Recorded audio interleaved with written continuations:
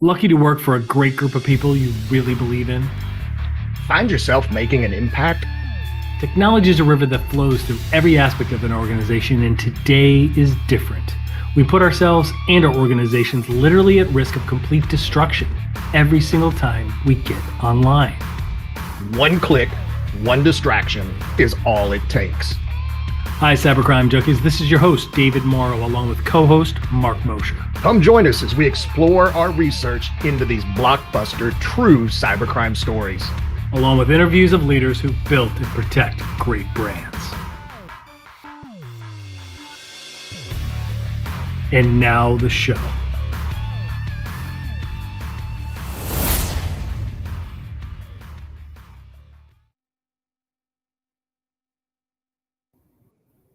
All right. Well, welcome everybody to Cybercrime Junkies, the podcast, the live stream.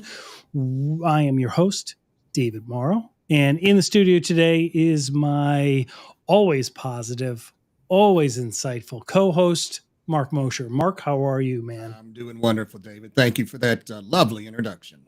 Yeah, that's good. It's from my Insincere Things to Say to Friends app that we Truly work on. It's a sister app of the Insincere Things to Coworkers. So good. Gotcha. It's quite good. Yeah, we are. I'm very excited about today. We are joined in the studio. Yeah, we are joined in the studio by Dewayne Hart. Mr. Hart, welcome, sir. So excited to have you here. For those that are first meeting Dewayne, he's an executive director for the Diversity Cyber Council. He's an author of best-selling book, The Cyber Mindset, which we're going to get into today. He's also the CEO of CMACE, and we're going to get into all of that. So welcome, Dewayne. Thank you. Thank you for having me here. It's always great to be at a place, talking about cybersecurity. As a kid, I grew up talking a lot. Okay, I was just about to ask about all that. That's awesome. So that was a great segue. Thanks, Dewayne. Tell us about it, man. Tell us. See, like as a kid, I was like the one that told on everyone. All right, and I just like to talk. So. Now you told on everyone. What do you mean? You were like the one that would like rat everybody out? Like, you'd be like, I couldn't be quiet. So what I like to say that in this world of cybersecurity and being able to speak to people and being able to write and to have discussions, having that background and being a tattleteller kind of transitions over really well. And parallel skill set there. Yeah. Right. So I always like to call it cyber talk because I just like to talk about cybersecurity, mostly any topic, because I've always stated that in order for cybersecurity to survive, people and corporations have to look at it from 360 degrees. Okay, it's kind of like that ring, right? And on the inside of that ring is everything about cybersecurity. Now, being able to talk a lot about cybersecurity, but also too, before you can talk about it, there's a level of experience and background that you have. And so when I look at cybersecurity and looking at being an author and having a business owner, and also too, going and talking and speaking and podcasting, they all in a family together. Right. So I find myself, a lot of times when I'm having like business discussion, it's to go turn off that podcast switch because I usually start talking and people stop and they look at me and say, wow, that's good. And, and then everything kind of diverts into a conversation about cybersecurity. So I'm learning to turn that switch off into transition over to a business framework when I'm in the business setting. But cyber talk is what I do, and cyber talk is what I love. Well, it's really important. And the reason we always do it is because we have to socialize it, right? We have to explain it. We have to translate the bits and the bytes and the technology piece into everyday life. Yes. For people to understand it and for people to really keep security top of mind for themselves, for their families, for the organization's brand that they serve, whatever it might be, right? That's really the whole point of having discussions around cybersecurity, which is a formal way of saying cyber talk, right? That's why, plus if you like true crime, right? Cybersecurity's got a lot of true crime. They've got a lot of colorful characters, today's ransomware gangs and cyber gangs are a lot like the mafia of the 1950s, right? They've got colorful personalities, they've got families, they've got all of these little nuances that are pretty interesting, right? Not to glorify it, right, but to study it and to evaluate it. So tell some of the listeners how you got to where you are when you were a kid. What did you want to be when you grew up? As a child, I was always engaged into science and technology.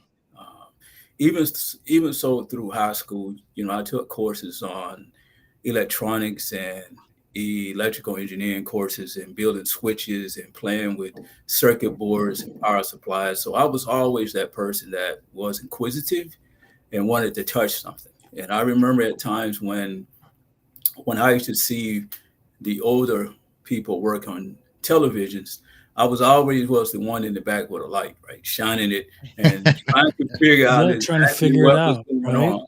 Okay. Yeah.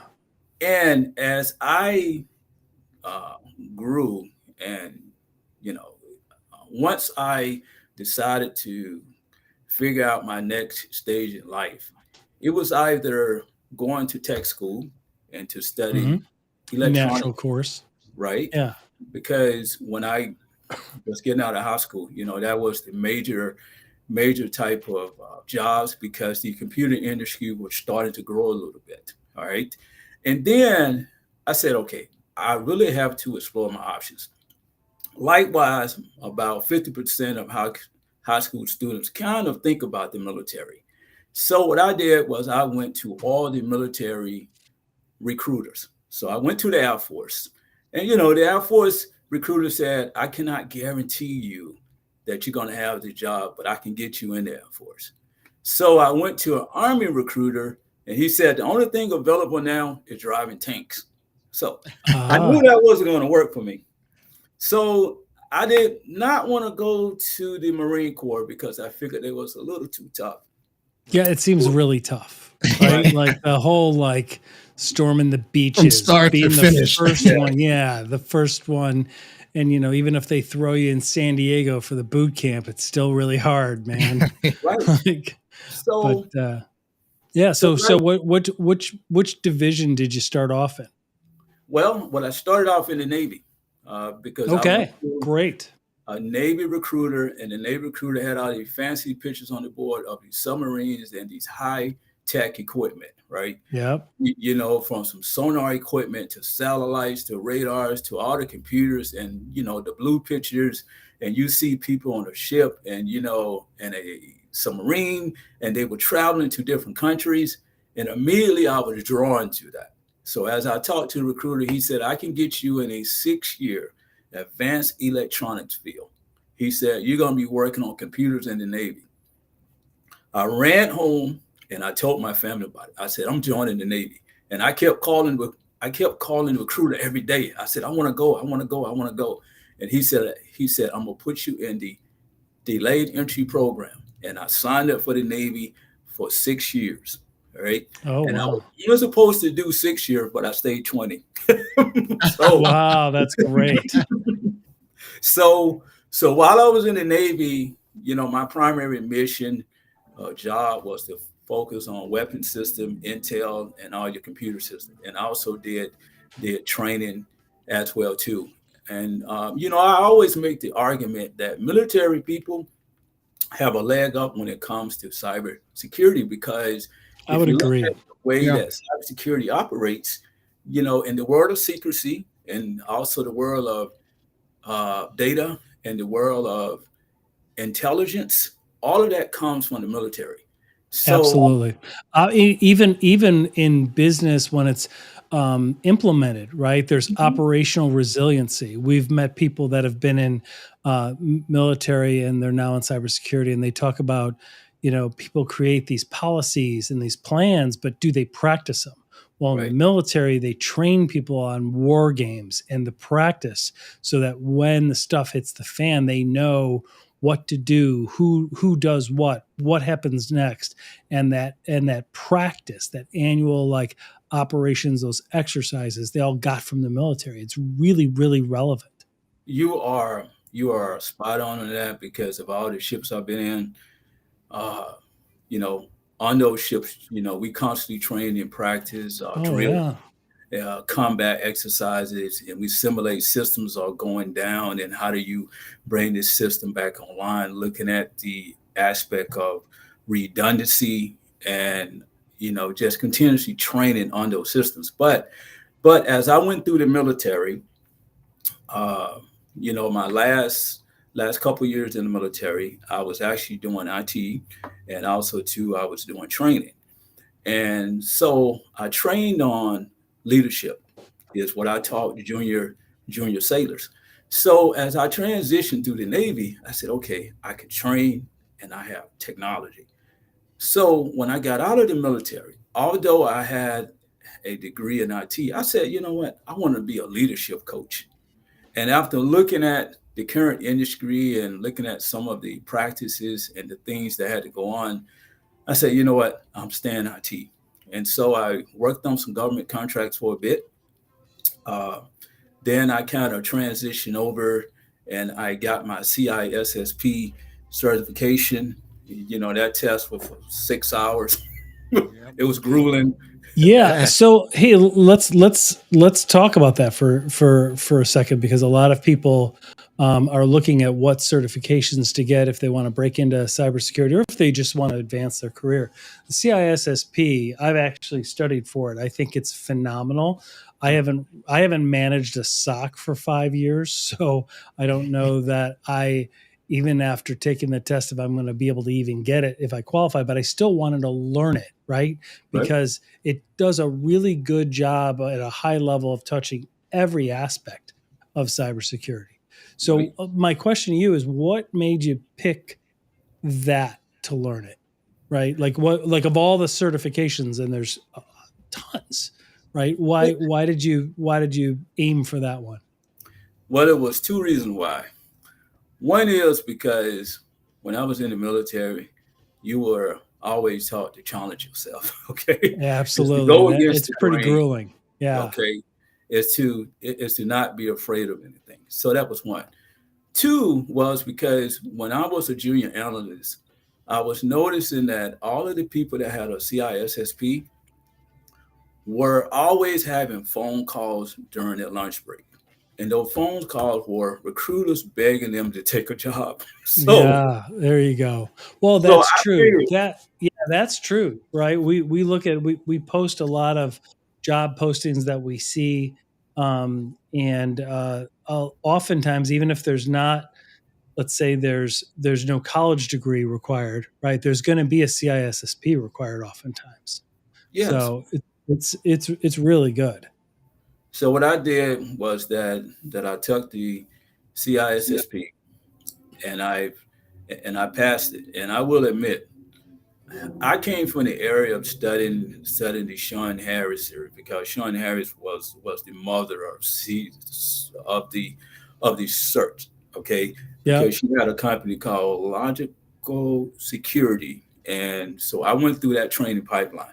In fact, I still have the videos and the audio files now that I that I kind of go back through every once in a while just to get some learning pitches, because of the Yep. way she used to talk, because she made it so simple.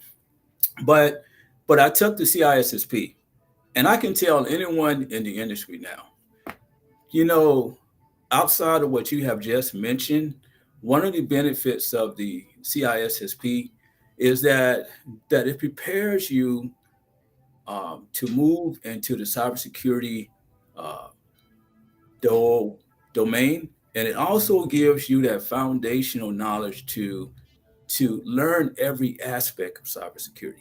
Yeah. Because because none of us are, really. No one's going to know it all, Yeah, right? right. Totally, But total expert.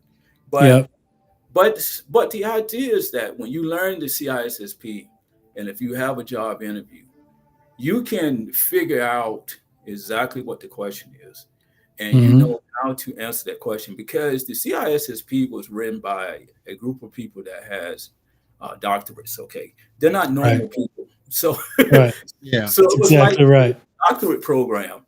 So if you pass that certification test, I'm not going to say that you are in a doctorate program, but you're touching base with the people that written the program, Yeah.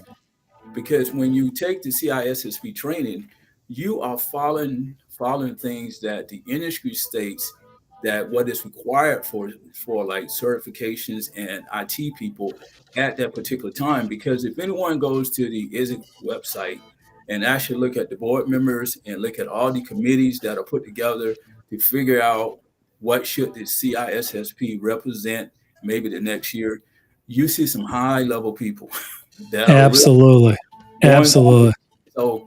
So you So, are hey, let me ask you this. So, let me just shift gears here real quick. Ha, you're doing some speaking, right? You're beginning to do some public speaking, and you were talking about like heard it once, going to hear it again. Stop feeding the hacker's appetite. Tell us about that, because okay. I think that's really interesting. Okay. What I like to say is that as common users, one of the things that is always forgotten is that you can become the weakest link. Now, Absolutely. with that said, hackers like to find the weakest link, okay? Because nobody wants to work hard. So let's just be honest about it. That's real. So with humans can humans can become the weakest link, and once Absolutely. humans themselves become the weakest link, that's when you become a target. So what the speaking topic does is to bring into discussion some of the behavioral patterns, some of the industry standards, and some of the unknowns that people may not think about when it comes to their cybersecurity practices and how that aid hackers. Okay, because at the end of the day, hackers are going to be hackers. Okay, they're Yep. going to carry out their tactics. We as human beings have to counter those tactics by kind of beating them to the finish line. Because I make a distinction and state that if you have normal users in lane A and hackers in lane B, the one that make it to the finish line will win. Yeah. So, if you don't feed the hacker's appetite, then you'll be able to make it to the finish line. Yeah, absolutely. And when we talk about hackers, we always make the distinction because hackers themselves, I mean, we employ hackers. Our Right, organization employs ethical hackers, right? Hacking is the act of breaking things down, finding, exploiting vulnerabilities. There's nothing wrong with hacking in and of itself. It's right, the threat actors that we're Yeah. talking about. Two It's the different things. criminal adversaries. And I just want to make that distinction for the listeners because right, when you're saying hackers, those are the people that you mean, right? right. So I always make a distinction too. It state that it's the unethical hacking versus the yeah, ethical side of the house. Right. Now that's a absolutely. good delineating Yeah, line. yeah, Yeah. yeah. That is kind of where the topic goes, but the topic is also focused on some of the best practices, looking at social media, looking at your email. I always like to use an analogy there and state, okay, then let's just say, for instance, if let's say that when you go to a restaurant and a normal menu that you have, the appetizer may just have something like some French fries. And I state, okay, do you know what the appetizer of a hacker's menu looks like? It's called a weak password, right? Okay, so if you Yep. go down to the entree, and normally everybody wants a piece of steak, but a hacker has access to 1 million bank accounts. All right. So I make that distinction is that don't don't go play into the tactics and don't become the weakest link. because Absolutely. because Absolutely. that is the most simplest way of actually looking at the way of feeding the hacker's appetite. But there are other ways that can be done as well too, especially from a business side. Because on the business side, you have to have different type of programs that are very, very, and very effective. One of those is to making sure that you have a a resilience program in place that works. Okay, So just walk us through what you mean by that, like a resilience program. okay. When you think of a resilience program, you are going to be able to uh, sustain cybersecurity through like all type of changes. Let's just say, for instance, if you are a major corporation, and let's say, for instance, that you have a data center there, Mm-hmm. and let's say, for instance, that you lose power in that data center, but that data center provides services to like 20 million customers. All right. If you have a resilience program in place, and if you effectively test that data center out through like your different training exercises, then you will be able to have redundancy in place. Because what should happen is that as you lose power to that data center, it should have failover. It should automatically fail over to your backup power and actually stay in operation. Now, this is a part of a resilience program. So, so when I look at the idea of resilience, it also too is making sure that cybersecurity services are always available. Right. One of the common ways to align it is talk about the availability of services. Okay, Right. making sure that it's always in place and working. Now, to have that resilient program means that companies have to be continuously testing out their cybersecurity services, maybe on a semi-annual basis, maybe so on a monthly basis. Just like a couple of weeks ago, there was a shutdown at one of the airports, the airlines, Yep. right? Yep. I sat back and said, okay, do they have backup?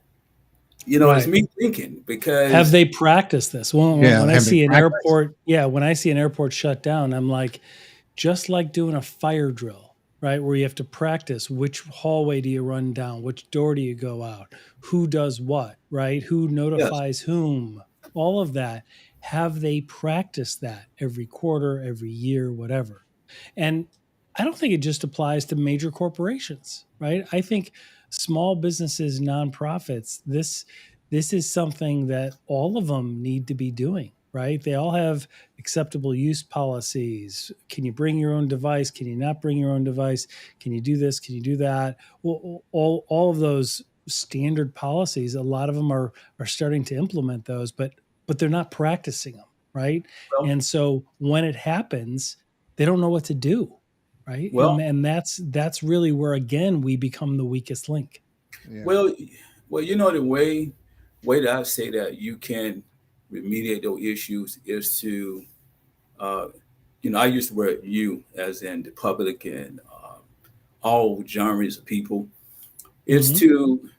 to think that anything that touches IT has to have cybersecurity.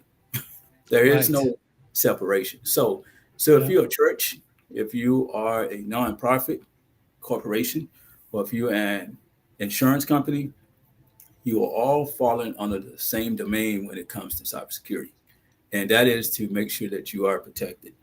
Uh, and I make that statement known in much of the talking sessions that I do, because about 2 years ago, I was at a meeting and I was talking to a gentleman. And one of the questions he asked me, he said, hey, if my corporation has not been hacked, can I assume that we are protected? I almost dropped my bottle of water. And so, Really yeah, interesting point, though, the mindset there, right? We don't know that we've been breached yet. So can we assume that we've been secure?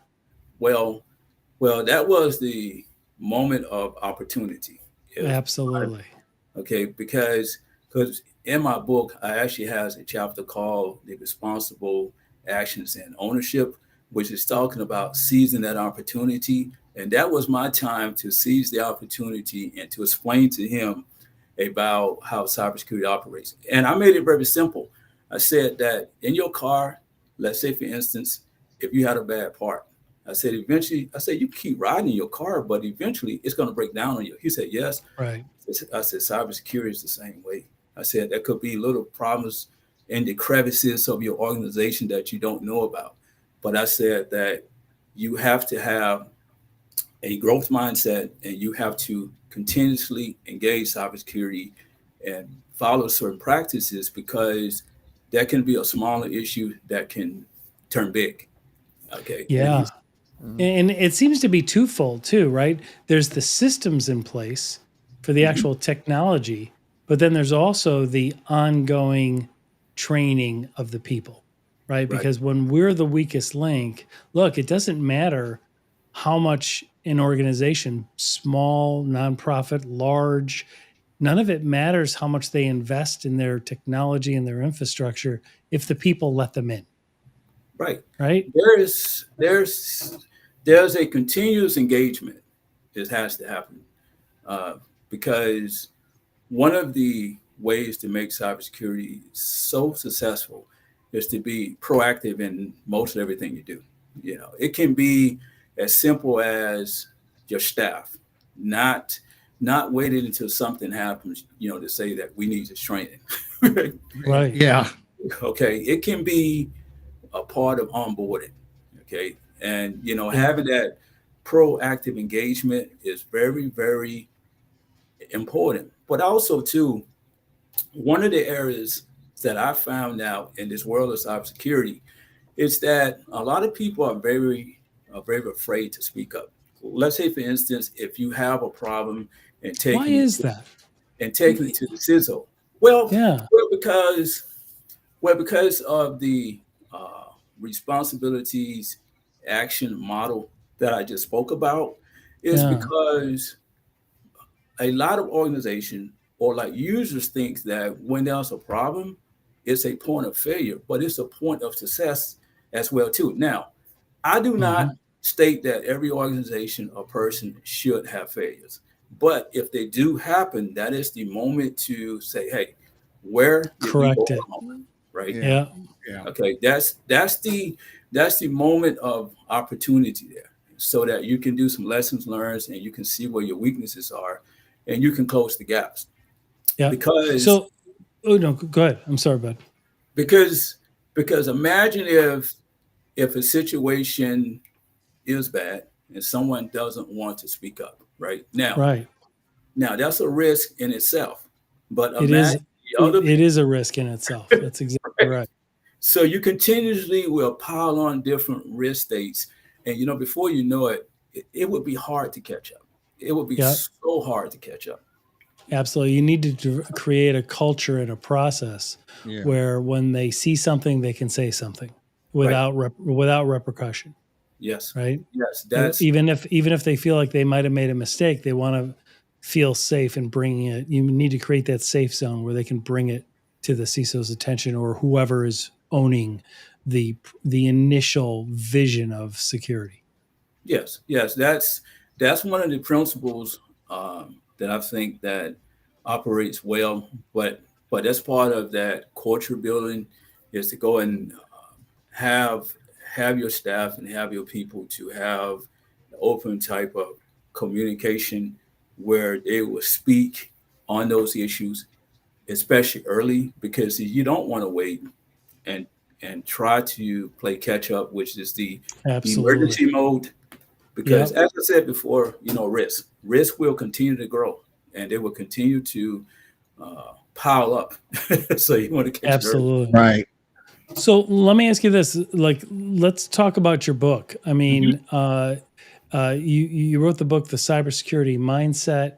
Um, uh, great, great insight in that book. So, for the listeners and the viewers, first of all, let's talk generally. What is a cybersecurity mindset? What do you mean by it? And then let's get into kind of why you wrote the book. Okay, when you think of the cybersecurity mindset, it's about that thinking process. that has to be in place for cybersecurity to operate, but also to focusing on roadmap in cybersecurity. All right. So I've always thought of the cybersecurity mindset as a model. All right. Mm-hmm.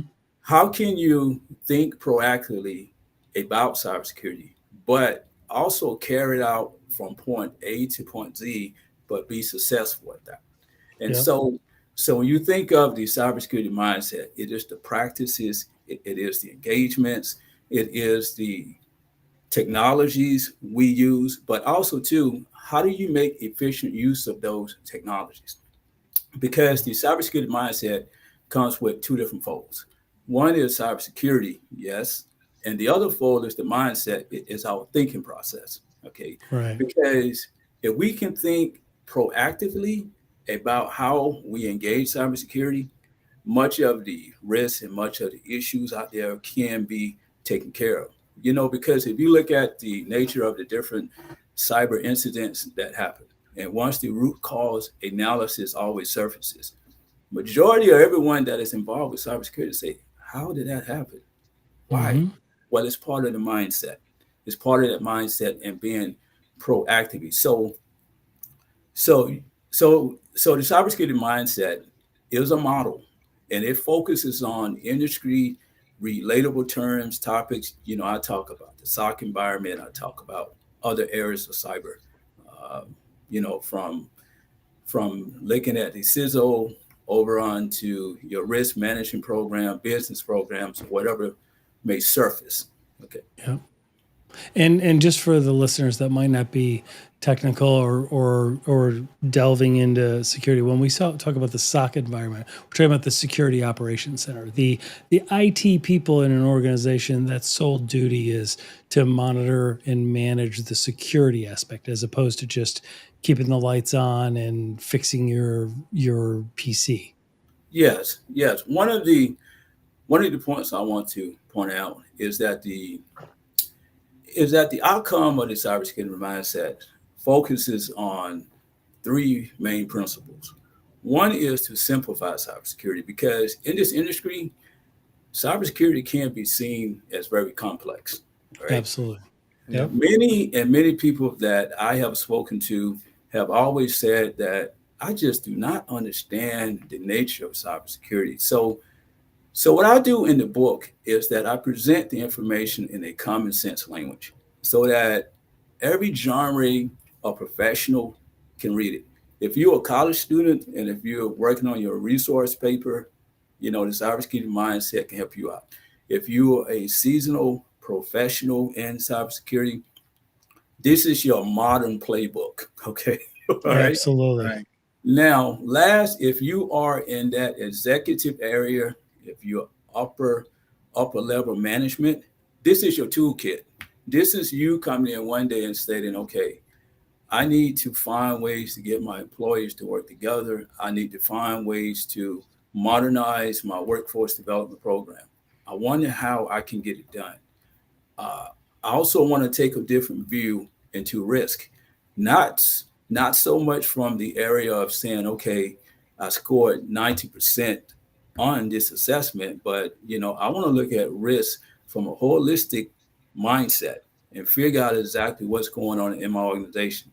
And third level for all the executive people, let's say, for instance, if you have to go into a boardroom and if you need that sales pitch, I'm pretty sure Mhm. in the cybersecurity mindset, you can pull a sales pitch out of there. That's So, great. yeah. So, So, so let me ask you this: did you what when we think of organizations today, um, regardless of size, what are some of the things that they need to? I guess what I'm curious is, based on what you've seen and based on what you're seeing, what are some of the top things that are different today in 2023 compared to just a few years ago? I mean, obviously the rise in AI, Chat GPT, others like that. It's really speeding things up quite a bit in terms of the ability to socially engineer, the ability to craft phishing emails faster, things like that. what can help organizations gain a better kind of situational awareness? Okay. Wow. So you striked on one, which is the situational awareness is the number one. But also too, there are a couple of components that go along with that. One is that I always like to talk about having a continuous visibility program. That's the number one at the top of the list. Because when I think of a continuous visibility program, it is looking at an organization and having observation into your risk state. Now, under that continuous visibility program, there are some functional parts. One is that your hardware and your software infrastructure. A lot of organizations lose track of those two. All right. I've actually seen companies that have assets out there that they don't know that that they don't know of, right? And Yeah. so with these assets, they can be in the wild and they can be a rogue device. And if your SOC team is monitoring a threat log, and let's say, for instance, uh, maybe someone say, "Hey, it's just been out there for a year and it's okay," but no, but you have to investigate that. So if you lose track of your hardware and your software infrastructure, that is number one problem. Two is the configuration management programs. A lot of organizations have to have a configuration management program in place because of the fact that you deal with changes every day. You don't want unauthorized users making changes to your system states, because when they make changes to those system states, and if they don't communicate those to different teams, then other teams may just think that is an event, or pretty much is a negative event that happened, and so now they start to take action on it, and when it's not a negative event. Third level is your vulnerability management program. It's very important because we have log4j vulnerabilities in the Yeah. wild and all other type of vulnerabilities out there. If corporations can find a way to manage their vulnerability management program, and I mean just manage that program and know exactly your true risk states. Because when I speak of a true risk state, I am exactly talking about outside of your vulnerability tools that you have, onboarding other type of knowledge base that you can get, because every organization has a vulnerability management tool, but you Mm-hmm. need other tools to work along with that. Because I worked on different projects where you had Tenable Nexus, where you may have Right. Qualys, where you use SCCM, where you use Microsoft Defender, and also too, just like DHS is always issuing out some CVs through their catalogs. So you can take all of that data and you can work on that as well too. Now, speaking of tools, you have to make great use of tools, because a lot of times, I've seen a lot of organizations that have tools, but they don't make great use of those tools. They only use. No, a lot of times it turns into noise, right? Like a Yeah, lot of times they have like SIM tools that are just alerting for everything. And right, then it just turns into noise, and it's just human nature, right? When everything's a priority, nothing's a priority. And right, so that's why engaging with a SOC, if like most small to mid-sized organizations can't afford to have their own security operations center, right? Engaging with the organizations that actually provide that is so critical, because then somebody is actually watching the traffic 24/7 and looking for those anomalies, looking for those weird, looking for odd things that are going on, because criminal adversaries, threat actors, they're in an organization's network for quite a while right. before they even know about it, and that's really scary.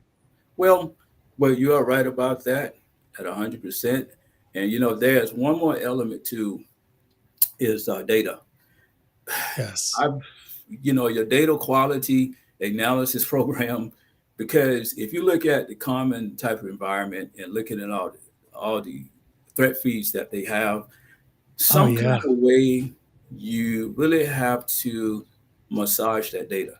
I Yeah. know that artificial intelligence platforms are rising now, where those platforms are able to manipulate the data and actually process that data a lot faster than humans. That is another component of that continuous visibility program too. But I always like to state the continuous visibility program because cybersecurity itself is kind of like the shield, right? So if an organization were to look at all of their different type of departments that they have, HR, IT, legal, and their procurement departments, and let's say we make a pie out of that, but the outer ring is cybersecurity, and that's where the visibility happens there. And hackers are trying to break the shield. So I've always stated that the reason that hackers can survive is because it's the unknown. So if that continuous visibility program is like very high, you can actually predict incidents and you can prevent incidents from happening. Now, that's kind of the way I always look at it, because with a continuous Absolutely. visibility program, it will encompass everything else from risk to the CIA triad to the different programs to like data loss prevention, looking at zero trust, looking at all the other different type of technologies that are surfacing. All of those are helping your continuous visibility program out. But the idea is to know what's on your enterprise, make sure that you manage those changes, make sure you know what actual vulnerabilities are there, and make great use of those tools, but also to making sure that you have some type of data quality analysis program in place as well. Absolutely. So you mentioned the CIA triad. Can you elaborate on that and explain for the listeners what that is? Okay.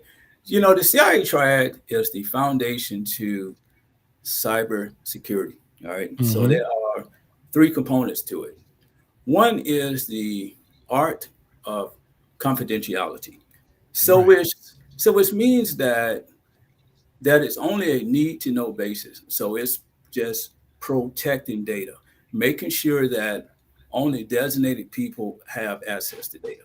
All right. Two is the integrity concept, right?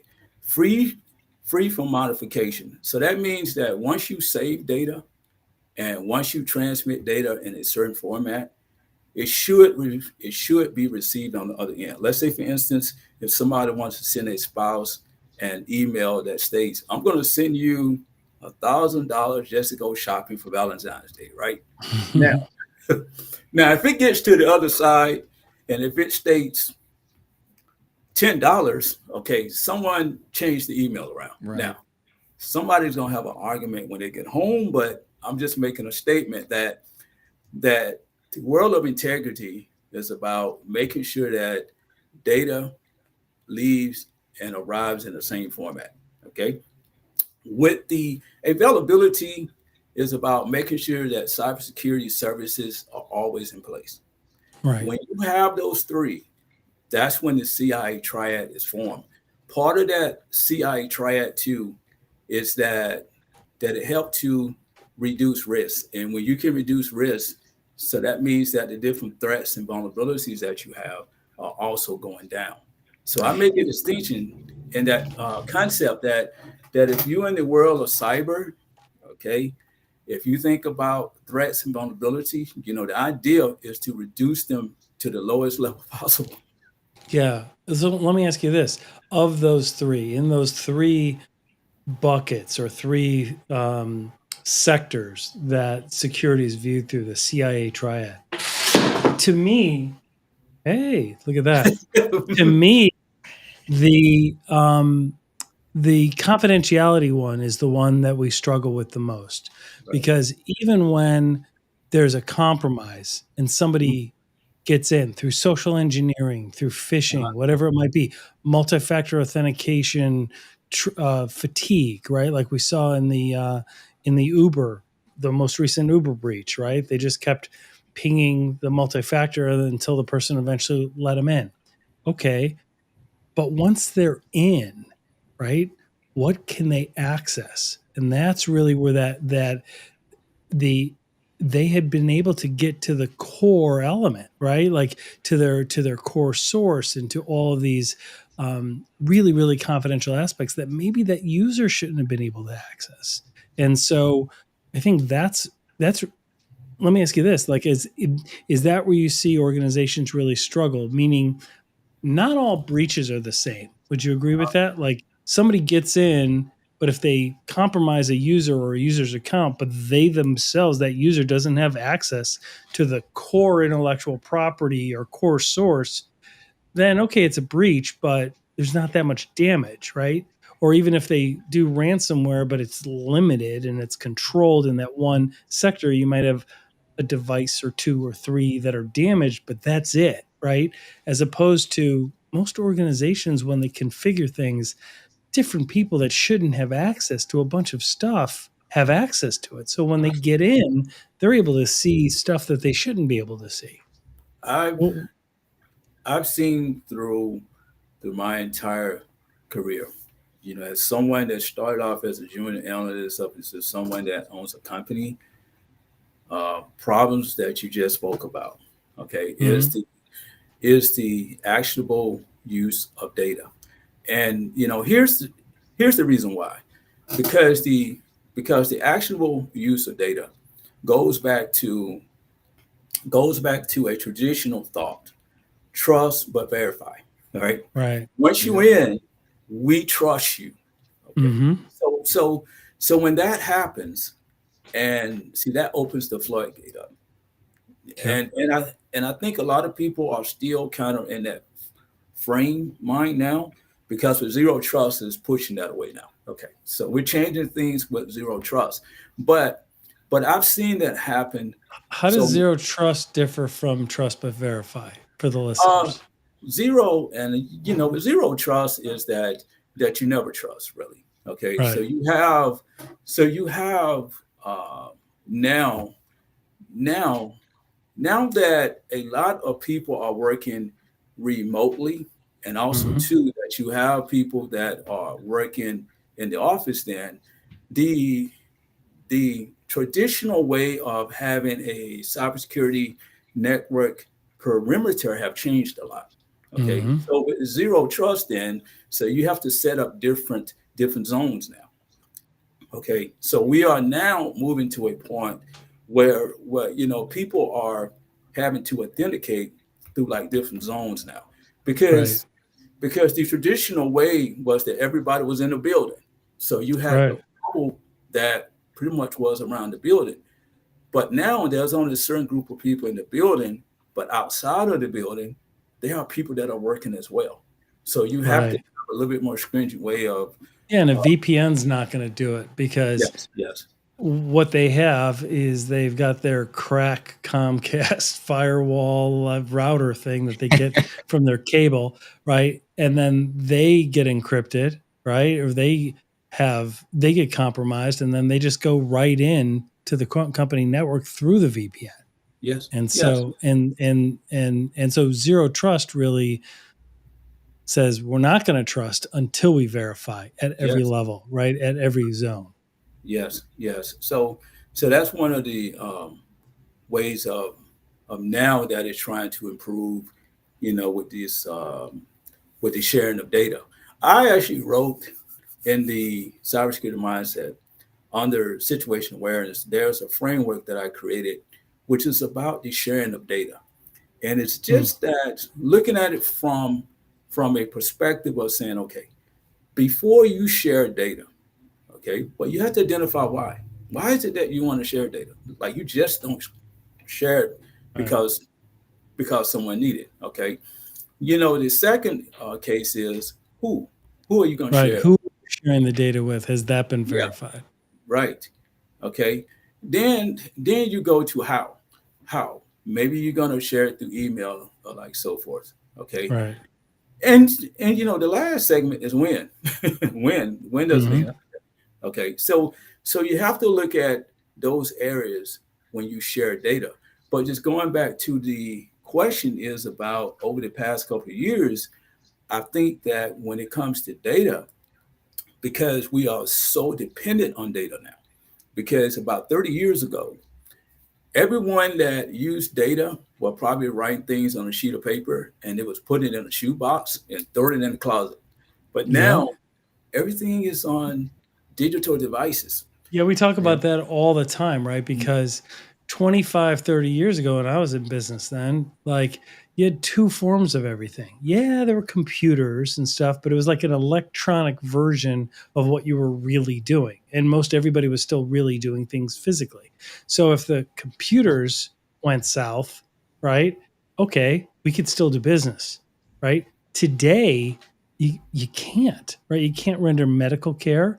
You can't conduct a sale, right? Point of sale systems and retail, et cetera, and transactions online. And like when things go down today, it's everything is digital. And so the impact is far greater. Well, well, you are correct. One of the areas that I discussed in the cybersecurity mindset is about this digital modernization area. Okay, Mm-hmm.